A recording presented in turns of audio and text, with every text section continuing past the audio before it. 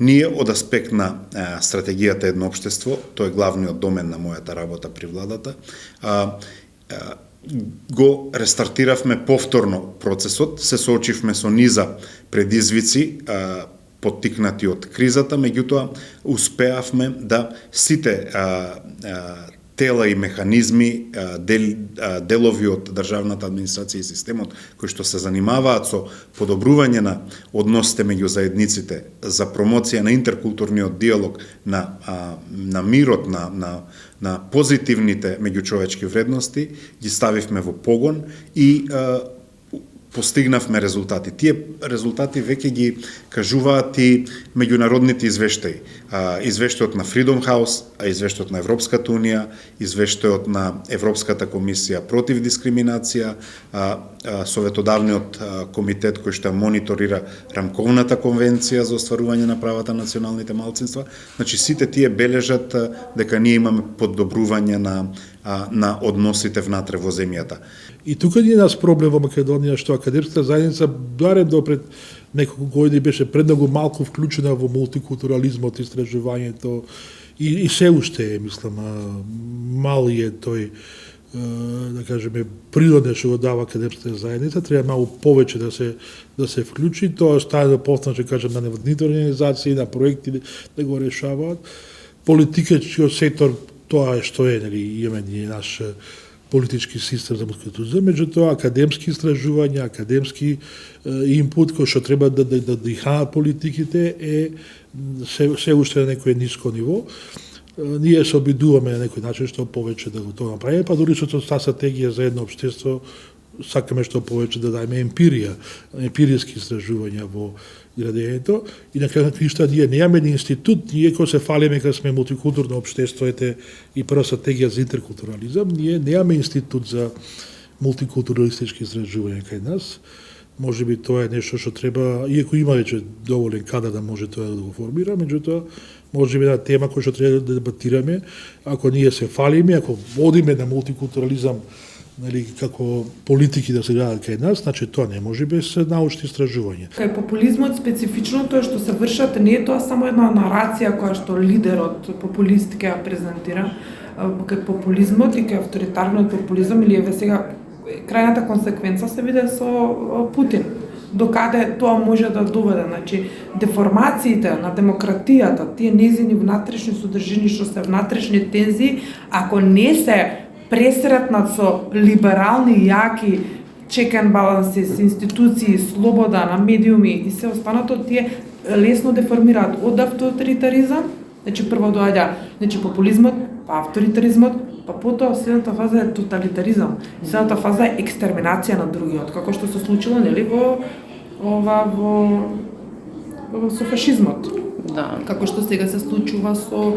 Затоа велиме дека демократијата сама по себе не е доволна за артикулирање на слободата. Затоа зборуваме секогаш за либерална демократија, затоа што спротивното од либералната демократија е и либералната демократија. Демократија која ги нема инхибициите, само инхибициите институционални поврзани со либерализмот. Веќе 25-та и 6-та предвидувањата се дека економскиот раст ќе стигне некаде на ниво од 5%, што е тоа е нешто што на среден рок сакаме навистина да го постигнеме и одржиме и дури изголемиме, а наспроти тоа веќе сериозно сме влегле во среднорочно и долгорочно планирање за развојот на нашата земја во сите области. При крај сме со процесот на националната развојна стратегија, која што една за секогаш ќе даде јасна визија за нашата земја на наредните 20 години, каде сакаме да се движиме во сите области, какво образование сакаме да имаме во нашата земја наредните 20 години, какви деца со какви вештини сакаме да произведеме во наредните 20 години, за каков пазар на труд ќе одговорат тие деца, дали се уште ќе сакаме да креираме образовани кадри кои што на крај на денот остануваат невработени затоа што пазарот на труд тоа не го бара, или деца кои што ќе знаат да умешно се справуваат со вештачката интелигенција, мегатрониката, роботиката, и другите вештини кои што четвртата индустриализација ги бара. Може некој којгаш да учиш од другите идентитетите. Идентитетен е един динамички, може да да учиш секој ден и ако имаш интеракција со другите идентитетите. Не е како војна со идентитет, али со интеракција. Различностите се богатството на едно општество или на една локална заедница. И од мали да се научиме дека различностите треба да се негуваат, а не е различноста таа која што треба да не отуѓува и најмалку врз основа на различноста треба некого да дискриминираме. И токму затоа и започнавме со локалните самоуправи да го промовираме концептот на вклучување на инклузија на децата од предучилишно возраст во градинките и морам да кажам дека голем дел од општините го прифатија истото и ги вклучуваат ромските деца децата од ромската етничка заедница во градинките. Исто така работиме и преку медиаторите, кој што ги има во единствено локалната самоуправа, кој што е активно поддржана од нас, за да се работи и не само со децата, туку и со нивните родители. Може да се премине во цензура, доколку, например, одредена државна институција процени дека одредена информација е дезинформација или одредена манипулација и практично да се лимитира на тој начин слободата на изразување и да се случи цензура како што велите и вие. На кој начин, по која основа ќе проценат дека нешто е дезинформација, што ако е само нешто што е дефинирано според некаков личен интерес, да не се загрози нечии углед. Било да е тоа углед на поединец или на цела институција, така што тоа е многу ризичен терен и треба внимателно, премногу внимателно да се дискутира во врска со ова прашање. Но во вториот дел од мојот одговор би сакала да посочам дека еве зборуваме за опасни појави од типот на загрозување на националната безбедност, ширење на говор на омраза, ширење на дискриминација по различни основи. Нашето секојдневие го потврдило тоа и тоа продолжува да биде случај. И да имаме дискриминаторно информирање или изнесување на такви информации на социјалните мрежи, тие да стигнуваат до преголема публика и тоа да предизвикува дури и криминал од омраза, например, кога станува збор за говор на омраза конкретно. Тука гледам место за институциите. Тука институциите треба да се први во адресирањето на овој проблем. Не велам дека не треба да постои меѓусекторска соработка, меѓутоа работите кои што се дефинирани во закон, ако говорот на омраза е кривично дело и во кривичниот законник е дефиниран како таков, тогаш треба навистина да се постапи како што треба. Тоа е веќе прашање на институција, типот на Министерството за внатрешни работи, во дел од случаите Комисија за заштита од дискриминација и така натаму. Она што исто така е многу важно кога станува збор за институциите е дека тие треба да бидат транспарентни, отчетни кон јавноста. Знаете од која причина? Многу често се случува да има простор недостиг на информации, вакуум во информирањето на јавноста и други актери, други чинители да го заземат тој простор. Плуралното општество се оди од ставот дека религиските организации се дел на цивилното општество. Во цивилното општество ја имате лепезата на сите интереси и вредности. Таму екзистираат од крајно десни до крајно леви гледишта. Таму екзистираат интереси кои се разумни и интереси кои не се разумни.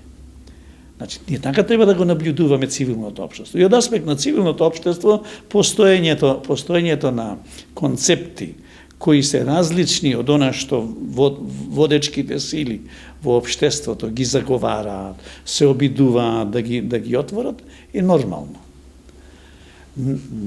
Тоа постанува проблем тогаш кога во процесот на донесувањето на одлуките ќе се обидат определени механизми на општественото, особено на јавното мислење, да постанат доминантни во донесувањето на одделни решенија. Домаќинства, институции, компании, домаќинствата мислам дека сакаат, голем дел, се уште не сите, но сакаат да селектираат доколку имаат можност за тоа. Има компании, да речеме, кога сме веќе кај бизнес заедницата, се уште добар дел од компаниите би рекле, ние според нас најмалку 30% од отпадот што се пушта на пазарот преку пакувањата на фирмите, за тој отпад се уште никој не плаќа. Компаниите не се во ниту еден систем, не финансираат ниту еден систем. И ние тоа го истакнуваме не само како Пакомак и преку Стопанската комора, каде што се членови и други компании од Пакомак, дека мора да се најдат тие, ние ги викаме фрирайдери, компании што никаде не плаќаат, а пуштаат отпад на пазарот, не финансираат систем за собирање. И ние пробуваме колку можеме како компании тоа да ги најдеме тие фирми, но мислам дека пред се институционалната поддршка тука на инспекциите е многу битна.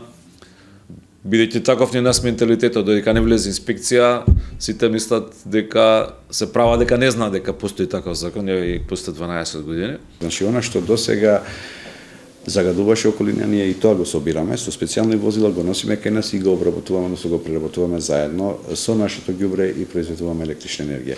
Значи, овој контекст не веќе излегува од рамките на едноставно правење само на бизнес и само од логика на да речеме одржливо производство, одржлив развој, да речеме само на нашите компании, значи веќе влијае и на компаниите во околина. Можам тука да ви кажам дека од време на време, да речеме, имаме компании од Скопје, од винарската и од пивската индустрија, исто така кои што и тие имаат, да речеме, отпад вишок во одредени периоди, како што се комија или пивски квас, така работи слад, кој што во самиот процес има останува како отпад, кој што го плаќа за да го нештетно складират во одредени периоди, ние го земаме и значи free of charge, значи бесплатно едноставно го применуваме, значи таму веќе се создава одредена ситуација, да речеме, на победници двете страни. Значи, од една страна имаме намалување на трошкови на тие компании, од друга страна имаме одредена добивка која што ја немаме како таква, како суровина доволно. Нормално за животот сега нема да зборувам.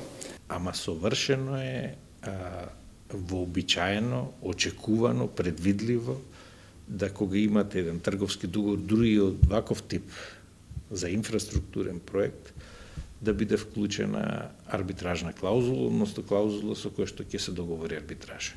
Уште повеќе, за договорите за градење, какви што се овие за автопатиштава, обично се склучуваат по однапред изготвени теркови. Најраспространетиот таков терк или модел на договор, кој што е отприлика поставен по некои принципи, е модел договорот на ФИДИК. Тоа е Светска федерација на инженери. И по тие договори знам дека, например, беше договорот за реконструкција на железничката пруга Битола до грчка граница. И многу од досегашните договори за градење се по такви ФИДИК услови. Тоа е едноставно еден стандардизиран терк кој што е општо прифатен во светов. Составен дел на тие општи услови на ФИДИК е арбитражата и тоа при Меѓународната трговска комора во Париз.